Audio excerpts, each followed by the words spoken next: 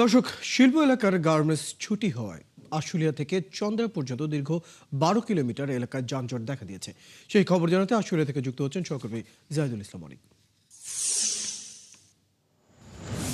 অনেক মহাসড়কের এই মুহূর্তে কি অবস্থা এবং যানজটের চাপ এর আগের সংবাদ সংযোগে বলেছিলেন, সময়ের সাথে সাথে আপনি বাড়তে দেখছিলেন, এখন কি পরিস্থিতি দেখছেন সেখানে?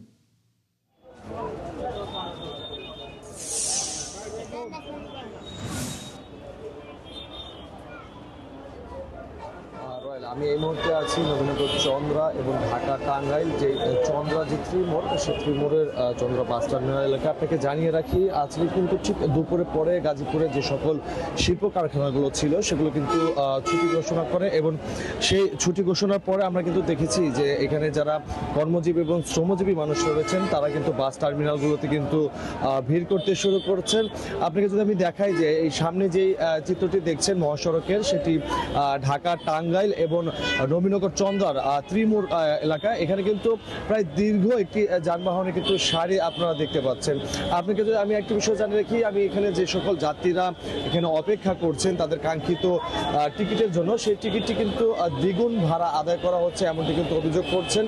যে কারণে অনেকেই আমরা দেখছি যে সকল পশুবাহী গাড়ি ঢাকা শহরে বিভিন্ন হাটে তারা পশু নামিয়ে যখন ফেরার পথে তারা কিন্তু এই যাত্রীদের কিন্তু নিয়ে যাচ্ছে, এবং যাত্রীরা যেটি বলছেন যে তারা জীবনের ঝুঁকি নিয়ে এই সকল পণ্যবাহী গাড়িগুলোতে ব্যবহার করছেন, এই কারণে সেখানে কিন্তু তারা অর্ধেক মূল্যে কিন্তু তারা যেতে পারছেন।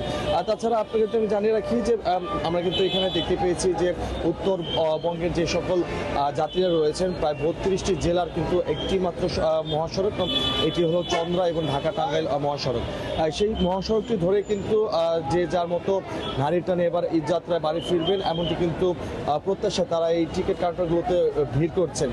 কিন্তু আমরা দেখছি যে যারা এই সকল টিকিট কাউন্টারে এসে টিকিট না পেয়ে তারা কিন্তু আশ্বাস করছেন যেন প্রশাসনের পক্ষ থেকে যেন দ্রুত ব্যবস্থা নিয়ে তাদের যেন কাঙ্ক্ষিত টিকিট মেলে। এবং আমরা দেখেছি যে বিভিন্ন জায়গায় অতিরিক্ত পুলিশ মোতায়েন রয়েছে, এবং তারা কিন্তু প্রতিটি নিরাপত্তা ব্যবস্থা এবং জোরদার করা যায় সেই ক্ষেত্রে কিন্তু তারা বিভিন্ন পয়েন্টে আমরা কিন্তু পুলিশ মোতায়েন দেখেছি।